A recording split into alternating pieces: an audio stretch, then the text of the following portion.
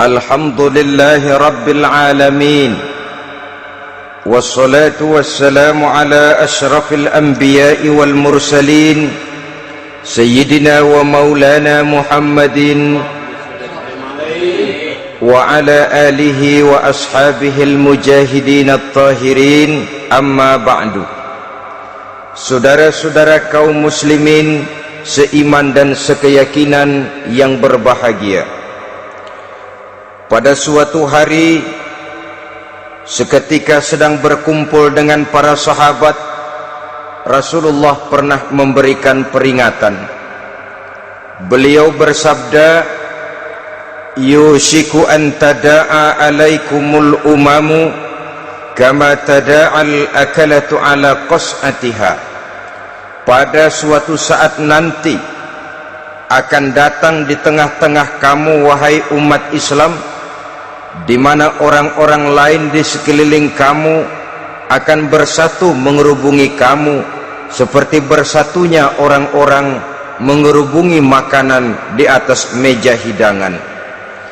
Akan datang satu saat nanti di mana kondisimu dikepung sedemikian rupa, yang barat mau menerkam, yang timur mau menghantam, yang selatan mau menginjak-injak, yang utara pun akan menjelajah. Kondisimu seperti makanan di atas meja hidangan. Sebagian sahabat merasa heran dan terkejut, lalu mereka bertanya, amin qillati nahnu yauma izin ya Rasulullah? Apakah jumlah kami pada waktu itu sedikit ya Rasul? Kami sampai dikepung sedemikian rupa? Beliau menjawab, bal antum yauma idzin katsir.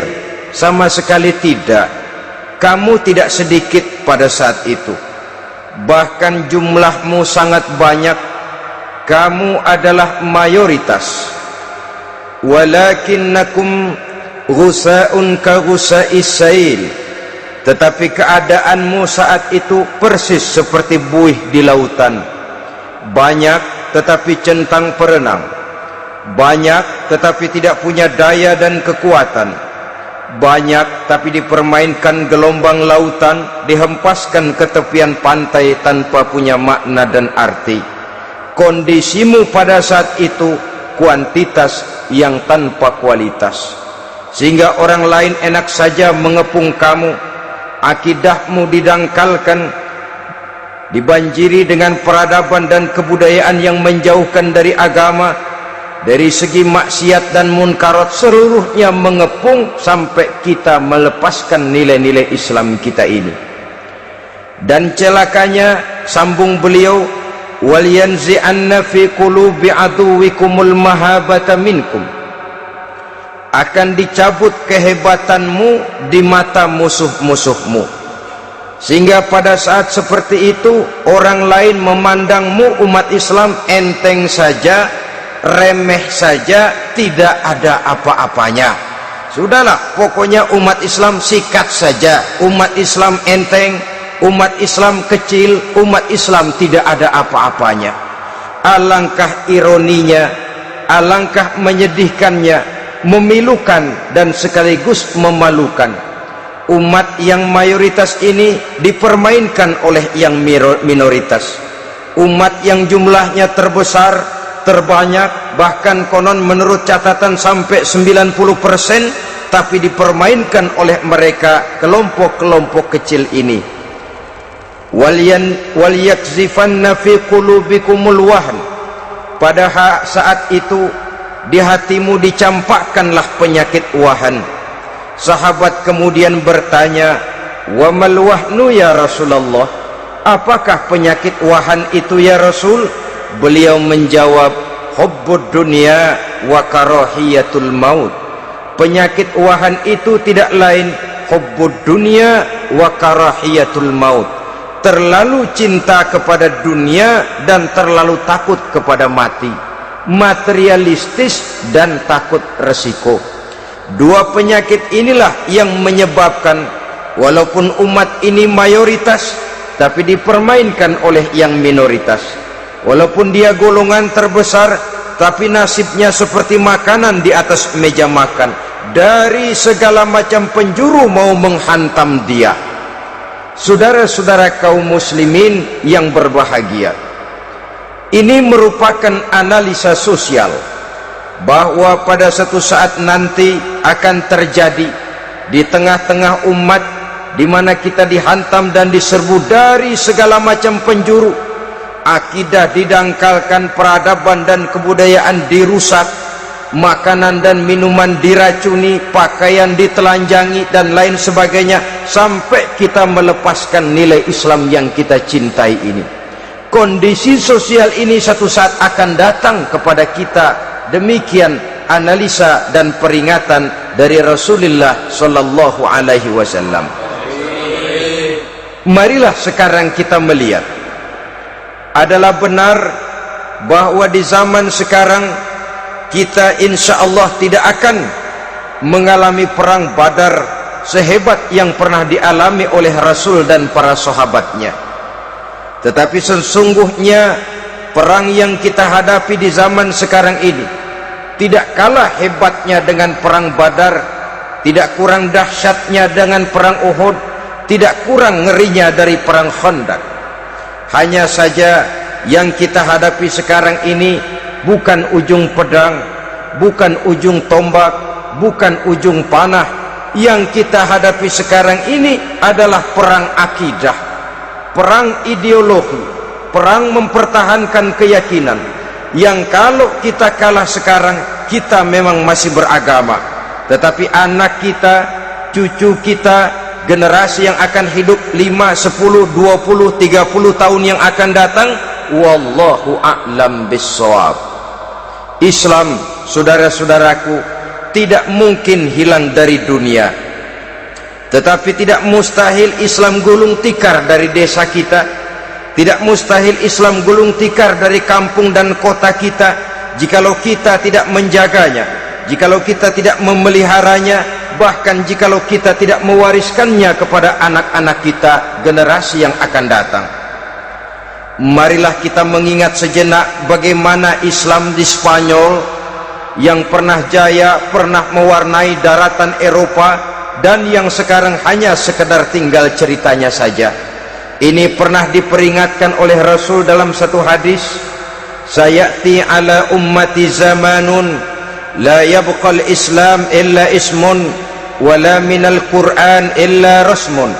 Akan datang satu masa di tengah umatku di mana pada masa itu Islam ada tapi hanya tinggal sekedar namanya saja, dan Quran pun ada tapi cuma sekedar tinggal tulisannya saja. Apabila kita tidak mewariskan ini kepada generasi yang akan datang, maka serbuan-serbuan dari berbagai macam penjuru dari hari ke hari semakin kita rasakan kehebatannya. Tidak mustahil sejarah Spanyol akan terjadi di desa kita, akan terjadi di kampung kita, akan terjadi di kota kita. Orang Spanyol kalau mereka cerita kepada anaknya, mereka akan cerita, nak, di sini dulu ada masjid.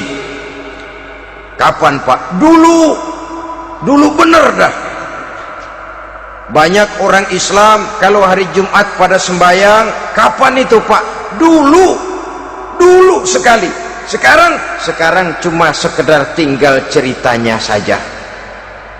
Bukankah sesuatu yang sangat tidak mustahil apabila kita tidak menjaga dan mewariskan Islam ini kepada generasi yang akan datang? Maka serbuan-serbuan akan membawakan hasil yang diinginkan oleh para penyerbu itu tadi. Kita sudah menjadi umat yang mayoritas, tetapi umat yang mayoritas ini menurut Rasul dikepung sedemikian rupa, akidahnya didangkalkan, peradaban dan kebudayaannya ditekan sedemikian rupa, kehidupan sosialnya dibuat individualis. Kemudian dari segi pergaulan, pakaian, makanan, minuman dan sebagainya diracuni, sampai dia tidak lagi berpegang teguh kepada agamanya. Dan dikala itu hilang kehebatan umat ini di mata musuh-musuhnya, Orang lain memandang kita ringan saja, enteng saja, satu umat yang sudah kehilangan wibawa. Padahal konon kabarnya kita mayoritas, tapi enak saja dikutak-kutik orang lain.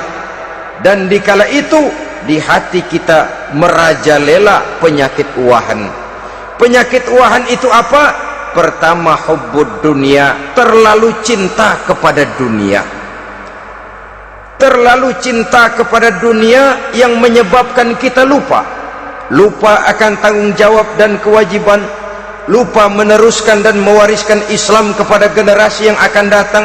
Kita berlomba hanya untuk mengejar dunia dan seluruh isinya, baik dia bernama material, baik dia bernama seksual, baik dia bernama pangkat, jabatan dan kedudukan. Berlomba-lomba kita di dalamnya sampai tercampaklah penyakit hubbud dunia di dalam hati ini.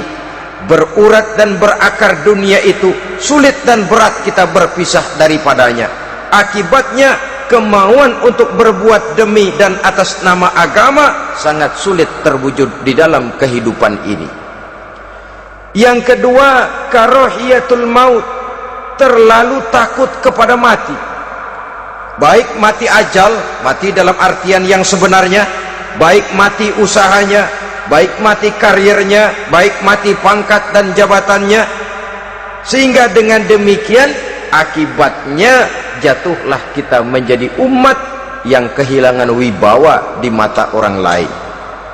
Saudara-saudara kaum muslimin rahimakumullah, saya katakan tadi, perang yang kita hadapi di zaman sekarang adalah perang akidah.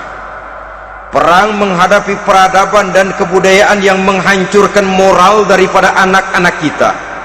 Perang menghadapi banjirnya maksiat dan munkarat, yang di tengah-tengah itu, di samping berkewajiban menjaga diri dan keluarga, kita pun juga berkewajiban menjaga anak-anak kita, generasi yang akan datang, mengarahkan dan mendidik mereka sesuai dengan yang dikehendaki oleh Allah Subhanahu wa ta'ala.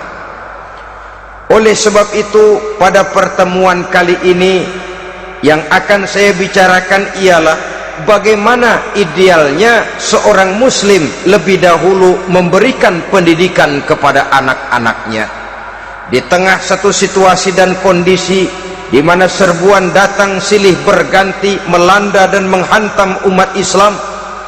Kemana anak-anak kita ini harus kita arahkan? Karena kita orang tua mempunyai tanggung jawab. Anak adalah amanah, menyia-nyiakan amanah adalah dosa, dan dosa itu merupakan satu dosa yang besar. Bahkan orang tua bisa saja masuk neraka kalau tidak bertanggung jawab tentang anak-anaknya. Satu riwayat menjelaskan, ada orang soleh, ngajinya cukup, sholatnya cukup, puasanya cukup, zakatnya cukup, di mana ada majelis taklim hadir, baca Quran hobi, fitnah orang tidak pernah. Di akhirat setelah disidang dia ternyata lebih banyak kebaikannya daripada kejahatannya, maka dia pun diperintahkan dan dipersilahkan masuk ke dalam surga. Giliran anaknya disidang, biang okem nih anak. Ditanya, siapa Tuhanmu? Tidak tahu. Siapa nabimu? Tenyaho. Apa kitabmu? Ora gelem. Kamu pernah sholat? Tidak. Zakat? Tidak. Puasa? Tidak. Judi? Hobi. Zina? Tiap malam. Mabuk? Berat. Wah, brengsek kamu. Kebaikan tidak ada barang sedikit pun, sementara kesalahan dan dosa berlipat ganda. Kamu neraka. Anak ini protes. Benar, saya tidak kenal siapa Tuhan saya. Saya tidak tahu siapa Nabi saya. Saya tidak tahu kitab suci dan kiblat saya. Saya tidak sholat, tidak zakat, tidak puasa. Tiap malam saya judi, saya zina, saya mabuk. tapi saya kerjakan semua itu karena saya tidak tahu dan orang tua saya tidak pernah memberitahu saya. Dia enak-enakan hadir di majelis taklim, saya nyekek botol didiemin saja. Dia enak-enakan baca Quran, saya zina didiamkan saja. Saya bukan tidak mau, orang tua saya sama sekali tidak pernah mendidik saya. Dia mau benar sendiri. Maka kalau sekarang saya harus masuk ke dalam neraka, saya menuntut agar orang tua saya ikut sama-sama bergabung dengan saya ke dalam neraka. Gara-gara dia tuh saya jadi begini. Orang tuamu yang mana? Tuh, yang barusan mau ke surga.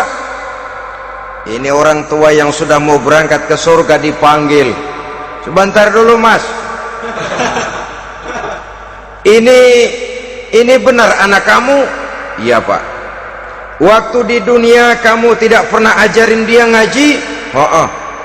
Sampai dia tidak kenal Tuhannya, tidak kenal nabinya, tidak kenal kiblat dan kitab sucinya? Iya pak. Dia tidak sholat, kamu diamkan saja. Dia tidak puasa, tidak zakat, kamu bersikap masa bodoh. Bahkan dia judi, dia zina, dia mabuk, kamu pun berdiam diri saja. Iya pak. Tahukah kamu bahwa anak ini adalah amanah? Menyia-nyiakan amanah artinya khianat, dan khianat adalah dosa yang sangat besar. Kamu tidak bertanggung jawab, maka kamu, anakmu gabung ke dalam neraka. Saudara-saudara kaum muslimin rahimakumullah, itu sebabnya Allah pesan benar-benar, ya ayyuhalladzina amanu qu anfusakum wa ahlikum nara. Hai orang-orang yang beriman, jaga dirimu dan keluargamu, istri, anak, orang-orang yang menjadi tanggung jawab dan kewajiban kita, jaga dan pelihara mereka dari api neraka. Saudara-saudara kaum muslimin, lalu kalau kita orang-orang tua yang hidup di zaman sekarang ini sudah sering beristighfar, mengurut dada, melihat situasi, membaca peta keadaan, konon tantangan yang akan dihadapi oleh anak-anak kita 15, 20, 25 tahun yang akan datang jauh lebih berat dari apa yang kita hadapi sekarang ini. Maka adalah wajar jika kita sebagai orang tua yang cinta kepada agama, cinta kepada anak-anak kita, berpikir untuk mewariskan nilai-nilai yang luhur ini kepada anak-anak kita generasi yang akan datang. Bagaimana pada mulanya kita harus mendidik mereka? Mari kita telusuri apa yang dicontohkan oleh Al-Quranul Karim. Orang-orang tua bijaksana yang diceritakan dalam Al-Quran, kalau sudah berpikir tentang anak-anaknya generasi yang akan datang, pendidikan pertama yang diberikan kepada anaknya ternyata adalah persoalan akidah. Nabi Ibrahim, pertanyaan yang paling merisaukan beliau buat anak cucunya ialah ma ta'buduna min ba'di.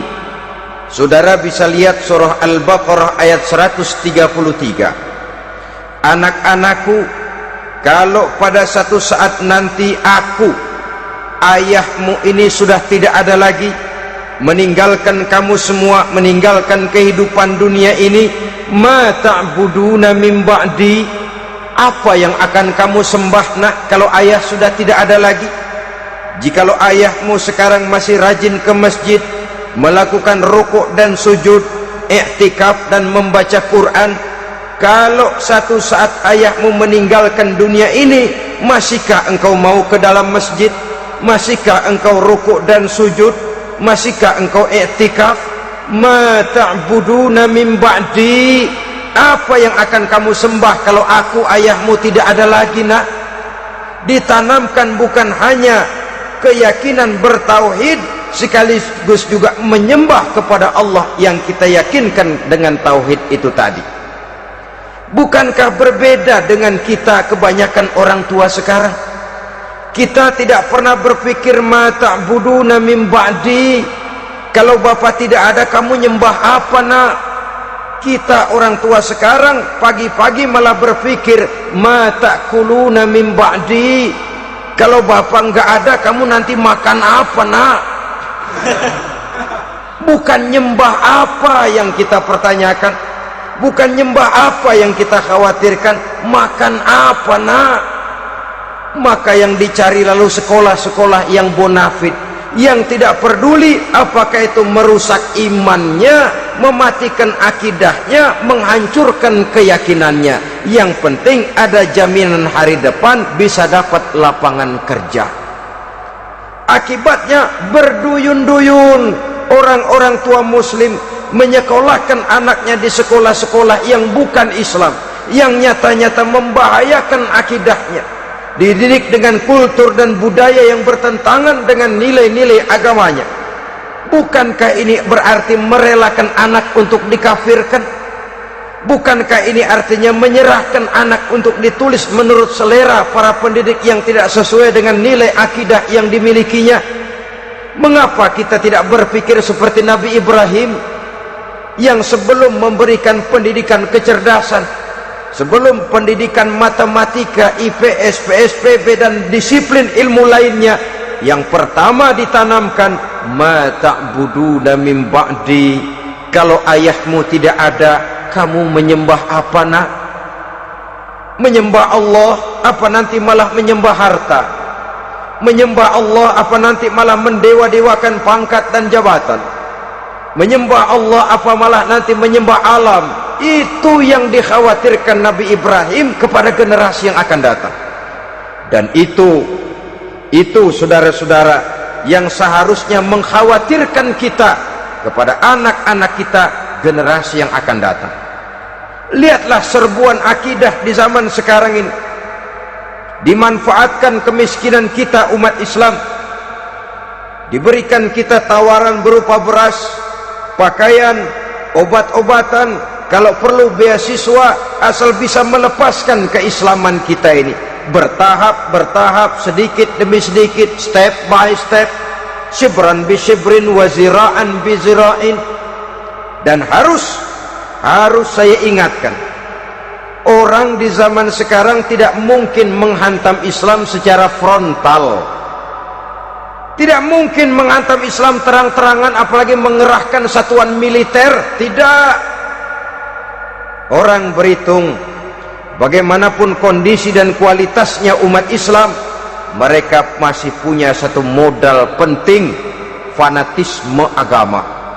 Kalau ini disulut, api jihad segera berkobar, dan hanya maut yang bisa menghentikan orang yang dibakar dengan semangat jihad. Orang tahu itu. Betapa Uni Soviet kedodoran menghadapi mujahidin Afghanistan yang disulut oleh semangat jihad yang berkobar dengan persenjataan yang primitif ketimbang persenjataan Uni Soviet.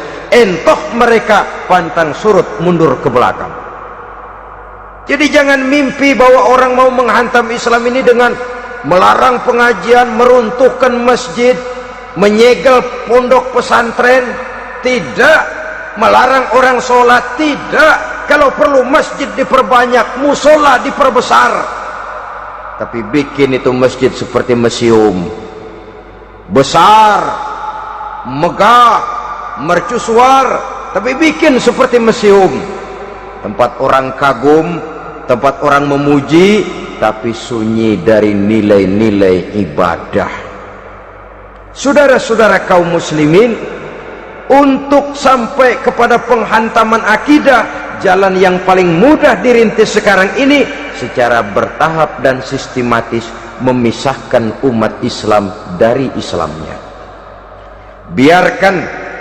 Biarkan mereka bernama muslim, biarkan di atas kartu penduduknya tertulis agama Islam, tapi tanamkan budaya-budaya yang menyebabkan cara bergaul mereka, cara berumah tangga mereka, cara bertetangga mereka, sampai kepada cara mereka berpakaian, cara mereka bergaul, cara mereka makan dan minum, cara mereka mendidik dan menyekolahkan anak, sama sekali tidak lagi mencerminkan nilai-nilai yang islami. Itu sudah satu usaha yang paling praktis, memisahkan umat Islam dengan Islamnya. Kalau sadarlah kita ke arah ini usaha orang di zaman sekarang, maka yang harus pertama kita tanamkan kepada anak-anak kita, didik mereka dengan jiwa tauhid yang mengkristal di dalam batinnya, meresap sampai ke tulang sumsumnya, yang tidak akan sampai pun nyawa berpisah dari badannya, akidah itu tidak akan berpisah dari hatinya. Bahkan dia sanggup dengan tegar berkata, lebih baik saya melarat karena mempertahankan iman daripada hidup mewah dengan menjual akidah. Satu khitah, satu garis kehidupan yang perlu kita wariskan kepada anak-anak kita, generasi yang akan datang. Dahulu ada satu tradisi, saudara-saudara, kalau anak gadis kita dilamar orang lalu bertanya, anakmu mau ngelamar gadis saya, apa sudah khatam Quran berapa kali? Apa sudah bisa baca kitab macam-macam dan lain sebagainya? Sehingga lahirlah satu kebanggaan.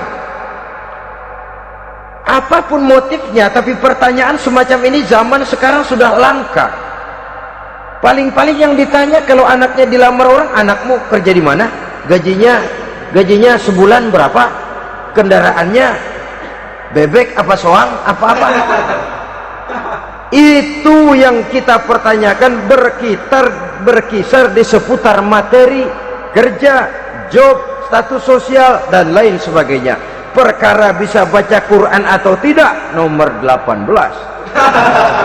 Perkara sembahyangnya rajin apa tidak, nomor 36. Saudara hadirin, akibatnya terjadi pergeseran nilai. Maka mendidik anak menurut tuntunan Quran adalah seperti yang diberikan contoh oleh Luqmanul Hakim, yang diceritakan dalam surah Luqman mulai ayat 11 dan selanjutnya. Apa pendidikan pertama yang harus kita berikan kepada anak?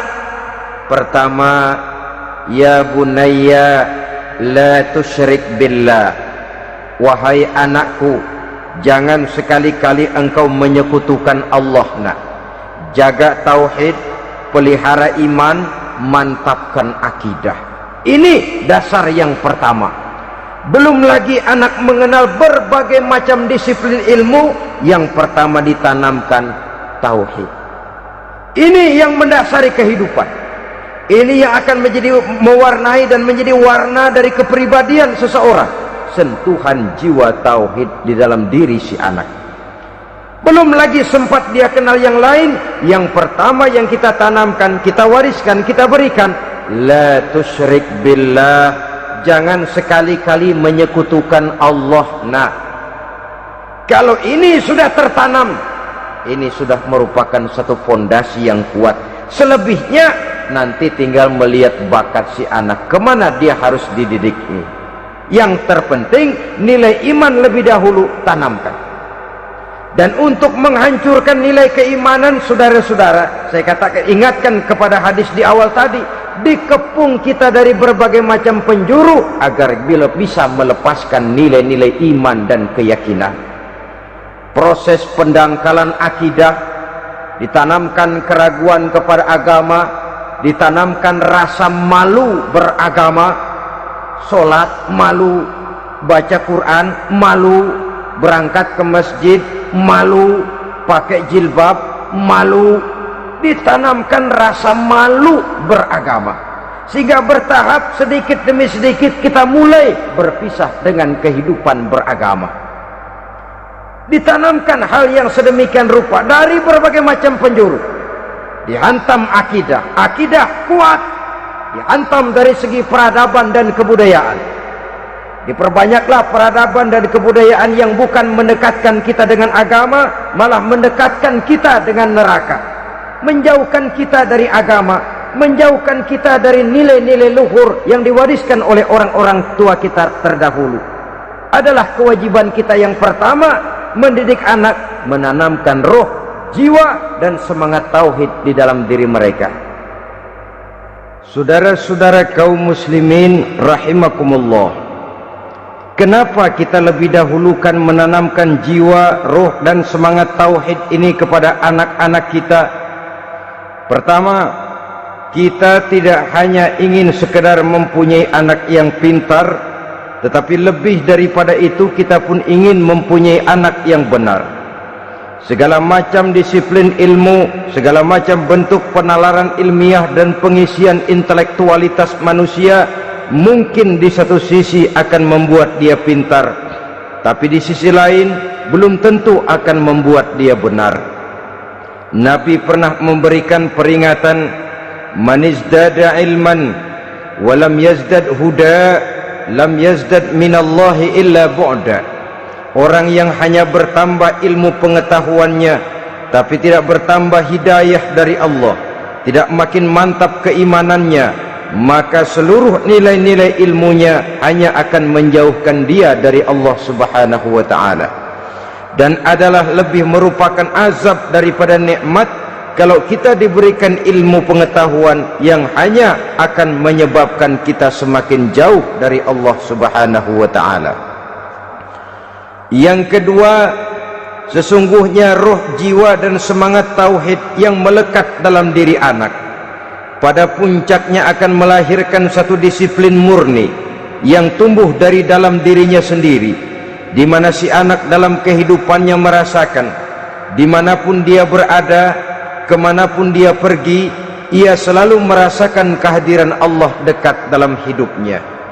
Ia sadar sesadar-sadarnya bahwa tidak ada satu perbuatan yang bagaimanapun kecilnya yang bisa disembunyikan dari kekuasaan Allah Subhanahu wa ta'ala. Yang ketiga, dengan penanaman roh, jiwa dan semangat iman ini, maka diharapkan anak-anak nanti pada pertumbuhannya sanggup mengendalikan hawa nafsunya. Dengan kata lain, bahwa penanaman jiwa tauhid, penanaman roh dan semangat keimanan ini merupakan kondisi dasar yang harus dilakukan sebelum yang lain-lainnya. Kemudian pendidikan kedua yang diberikan oleh Al-Quran melalui contoh dan model dengan Luqmanul Hakim ini, setelah menanamkan tauhid, ditanamkanlah kepada si anak ini rasa hormat kepada orang tuanya. Wa wassaynal insana biwalidayhi, dan kami wasiatkan kepada manusia untuk berbakti kepada ibu bapaknya. Hamalathu ummuhu wahnan ala wahnin, karena ibunya telah mengandungnya dengan kepayahan di atas kepayahan, maksudnya dengan kepayahan dan kelelahan yang berlipat ganda. Sehingga ketika Rasul ditanyakan orang, ya Rasul, siapa yang paling harus saya taati di dunia ini? Beliau menjawab, ibumu. Kemudian siapa lagi ya Rasul? Ibumu.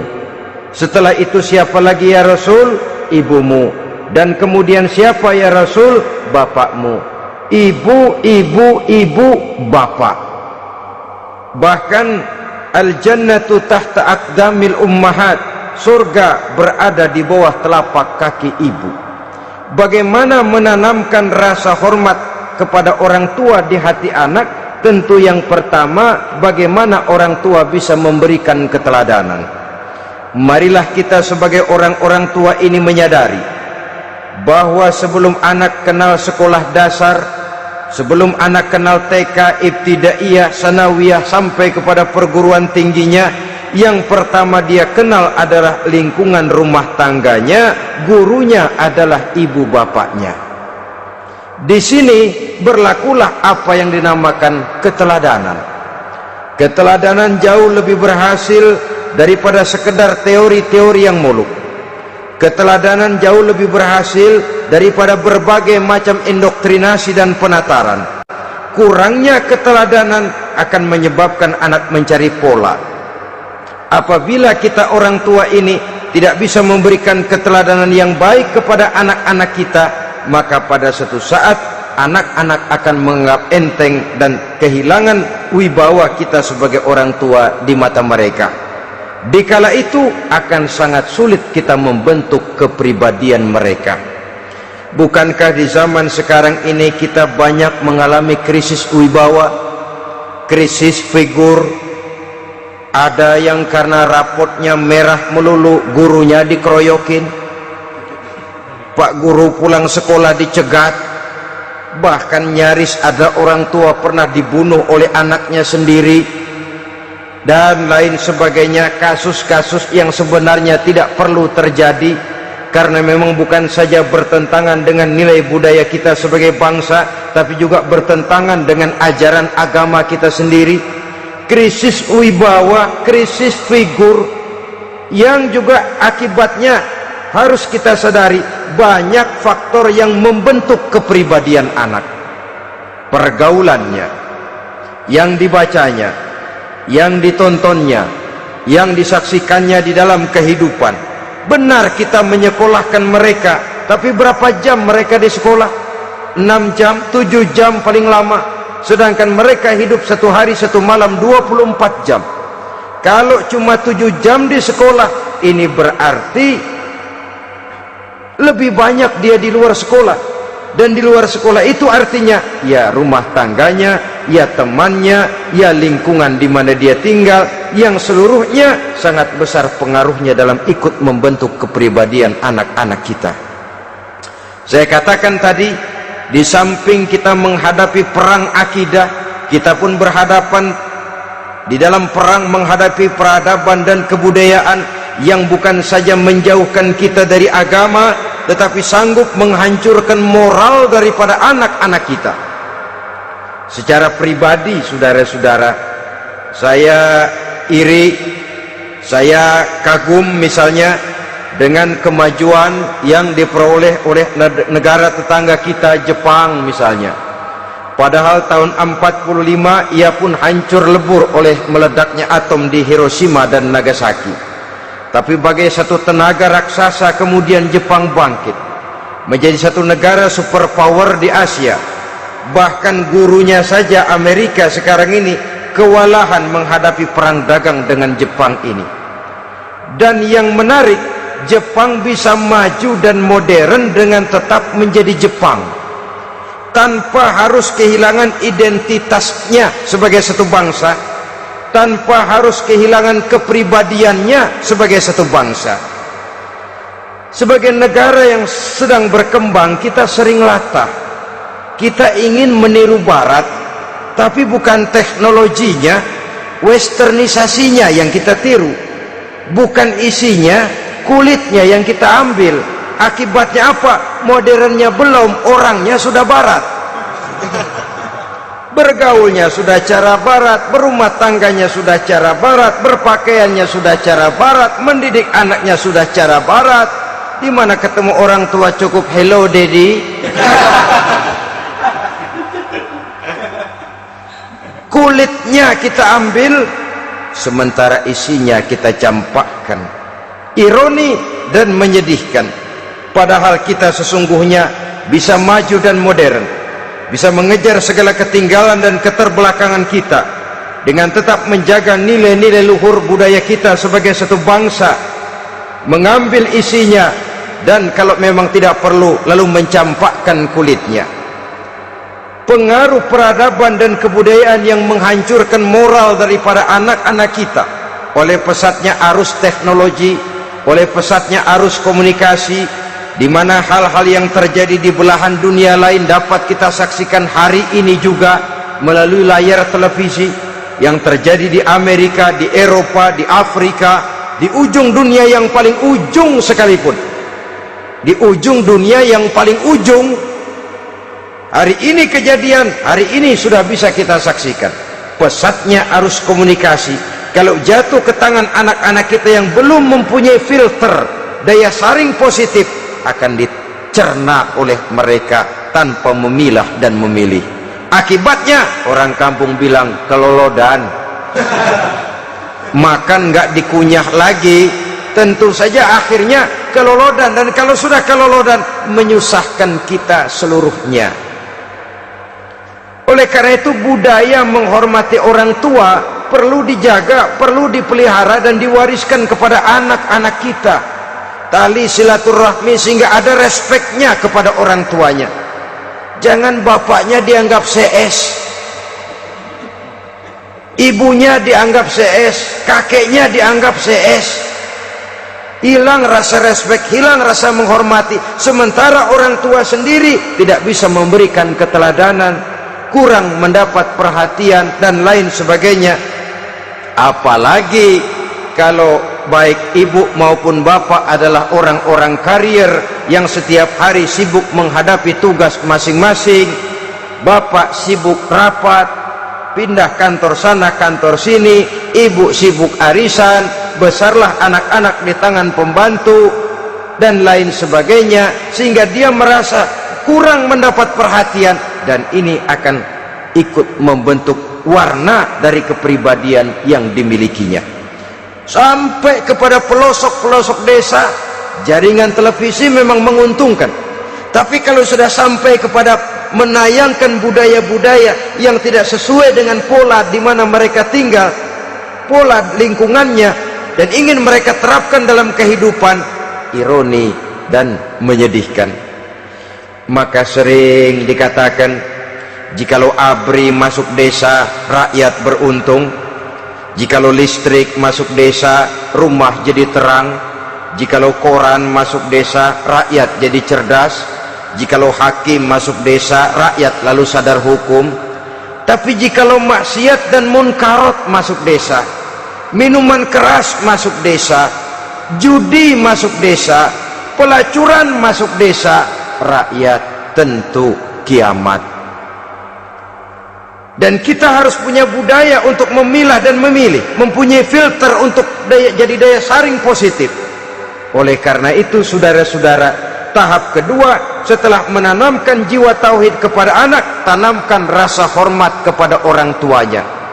Orang tua itu ibu bapaknya, orang tua itu guru-gurunya yang mengajarkan dia, atau yang dianggap tua yang lebih senior dari dia. Karena tidak ada satu peradaban yang berdiri sendiri. Bagaimanapun maju dan modernnya kita sekarang, tentu merupakan mata rantai yang berkaitan dari generasi terdahulu. Ini yang kedua. Setelah tauhid, berbakti kepada ibu dan bapak. Tidak ada satu kebahagiaan yang bisa ditegakkan di dunia ini tanpa doa, tanpa restu daripada ibu dan bapak. Ini keramat hidup. Doanya dikabul Allah, dan kutuknya juga dikabul oleh Allah subhanahu wa ta'ala. Jadi mendidik anak setelah menanamkan jiwa tauhid, menanamkan rasa hormat dan taat berbakti kepada ibu bapaknya. Itu yang kedua. Kemudian yang ketiga, melalui model Luqman, Quran mendorong kita untuk mendidik anak, menanamkan etika otonom. Apa itu? Ya bunayya innaha in takum mithqala habbatin min khardalin fatakun fi sakhratin aw fis samawati aw fil ardi ya'ti biha Allah. Wahai anakku, sesungguhnya kalau ada satu kebaikan yang kamu kerjakan, kecil, tidak nampak oleh pandangan mata yang zahir, yang kecil itu tersembunyi di puncak langit, di dasar bumi yang paling dalam, atau di tengah batu hitam sekalipun, Allah pasti mengetahuinya dan pasti akan memberikan balasan yang seadil-adilnya. Pendidikan apa ini? Pendidikan moral, menanamkan etika otonom. Nah, kau berbuat baik jangan karena dilihat orang. Kau tidak mau melakukan kejahatan, jangan cuma karena ada polisi. Kalau ada polisi kau tidak mau jahat, kucing juga begitu. Coba lihat kucing, taruh ikan asin di piring kaleng, tongkrongin, aduh kucing kalem, sopan, tenang. Sedikit kita lengah, habis ikan digarap.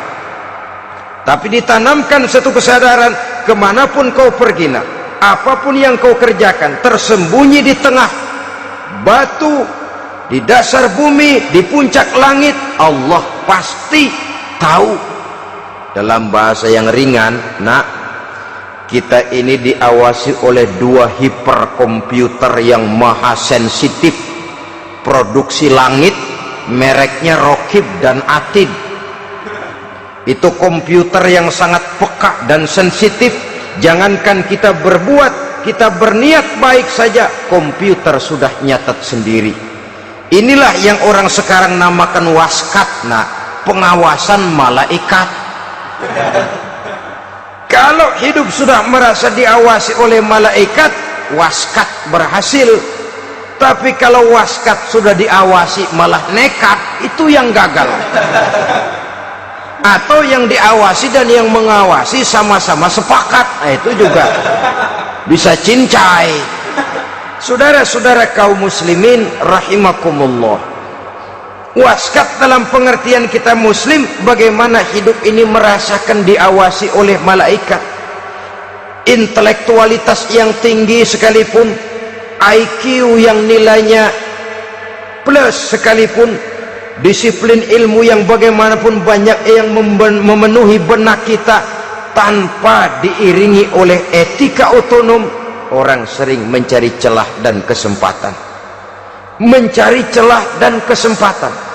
Tapi kalau sudah merasa kemanapun saya pergi, dimanapun saya berada, kebaikan bagaimanapun sekecilnya saya lakukan, toh Allah pasti akan memberikan balasan. In khairan fa khairun wa in syarran fa syarrun. Jikalau baik, baik balasan yang kita terima. Jikalau jahat, jahat kejahatan yang kita terima.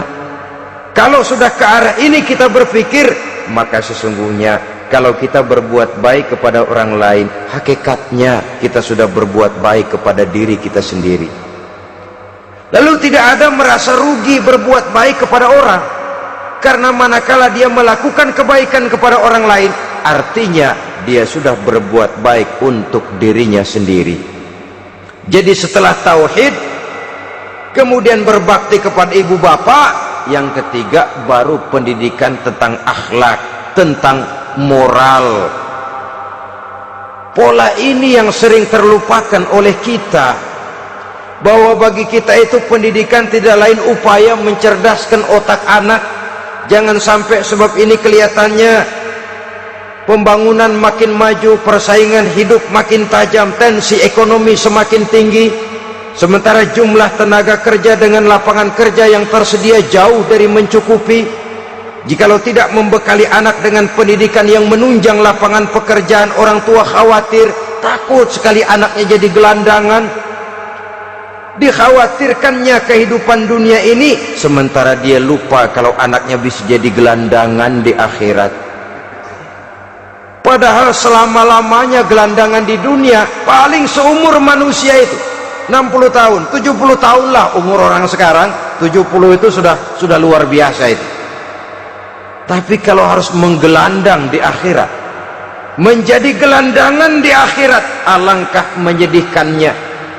Apakah akan kita korbankan satu kehidupan yang langgeng, abadi, cuma karena tertipu oleh fata morgana dan kamuflase?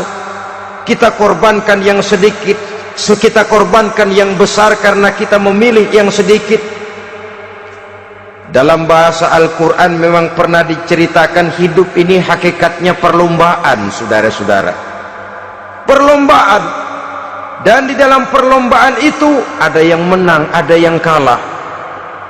Al-Quran lalu memberikan peringatan, alhaakumut takatsur, kamu telah lalai karena berlomba-lomba memperbanyak harta, mempertinggi pangkat dan kedudukan, hatta zurtumul maqabir, sampai kamu akan masuk ke liang kubur baru sadar.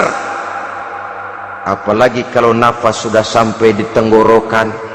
Persis Fir'aun sudah tenggelam di lautan merah, mau mampus, baru dalam sekaratnya amantu bi Rabbi Musa wa Harun, kalau begini caranya saya juga percaya kepada Tuhan Musa dan Harun, percaya kepada Allah. Sudah mau mati baru amantu bi Rabbi Musa, kami percaya kepada Tuhan Nabi Musa, kata Fir'aun. Malaikat maut kesal benar, dilelepin terus di laut, mampus tuh sekalian. Hidup ini memang kita berlomba, berlomba dengan waktu, berlomba dengan umur, berlomba dengan tenaga, berlomba dengan tetangga. Yang jangankan kita sampai mundur, berhenti saja sejenak, kita akan ditinggalkan oleh yang lain. Tiada kata mundur, bahkan tiada kata berhenti. Sekali kita melangkah, melangkahlah terus, tapi berlombalah seperti yang dikehendaki Quran, fastabiqul khairat, berlomba-lombalah di dalam kebajikan. Jangan berlomba-lomba di dalam kemaksiatan, kemunkaran, kejahatan. Berlombalah dalam urusan kebaikan. Saudara-saudara kaum muslimin rahimakumullah, tauhid, berbakti kepada ibu bapa, kemudian pendidikan tentang moral. Apabila pendidikan tentang moral sudah tertanam, barulah lihat bakat si anak, kemana bakatnya. Anak saya kelihatannya dari kecil demennya main bedil-bedilan saja. Abri kali itu, kirim ke Magelang, masukkan akabri. Tapi dengan syarat 3 itu tadi, iman sudah tertanam, rasa bakti kepada ibu bapak sudah ada, dan punya nilai moral, sehingga boleh jadi nanti dia menjadi jenderal yang beriman, yang berbakti kepada ibu bapaknya, dan punya moral yang tinggi.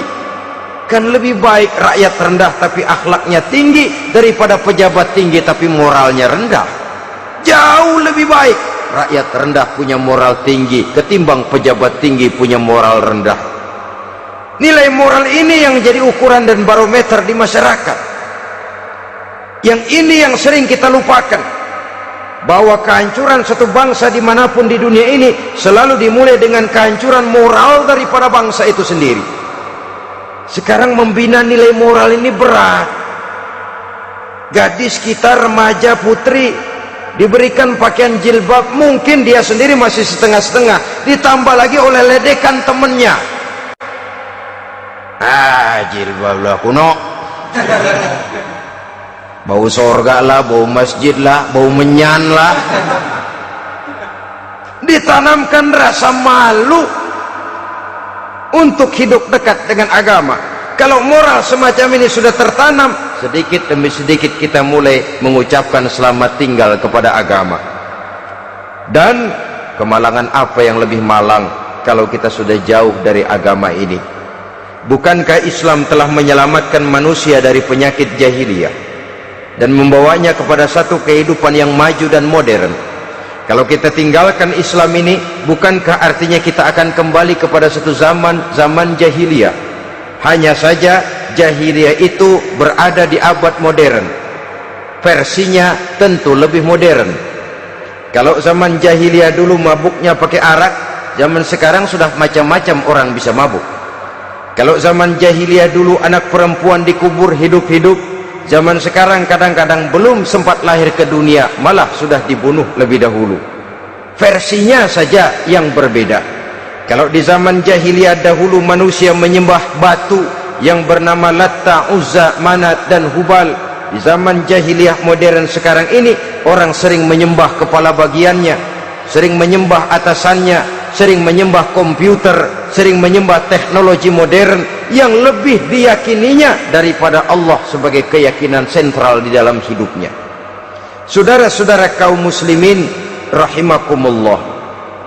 Jadi yang ketiga, nilai moral yang ditanamkan kepada anak-anak kita supaya dia bisa menghadapi tantangan-tantangan hidup yang semakin berat ini dengan tetap berpegang teguh kepada nilai-nilai moral yang diwarnai oleh jiwa keimanannya yang bersumber dari ajaran agamanya. 3. Kemudian yang keempat, barulah tatanan kehidupan sehari-hari. Apa kata Luqman? Ya bunayya aqimis sholah. Setelah bertauhid, berbakti kepada ibu bapa, punya nilai moral. Ya bunayya aqimis sholah, nak dirikan sholat. Rumah tangga muslim, anak berumur 7 tahun sudah berani meninggalkan sholat, kata Nabi, pukul. Bukan untuk menyakiti, untuk mendidik, karena sayang kepada anak. Saudara-saudara, kita khawatir betul kepada anak.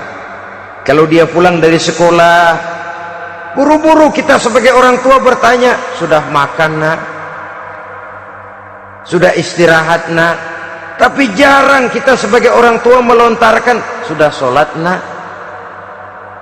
Bahkan kita bisa memberikan sugesti kepada anak, nak, kalau kau naik kelas 1 sampai naik ke kelas 2, bapak beliin sepeda.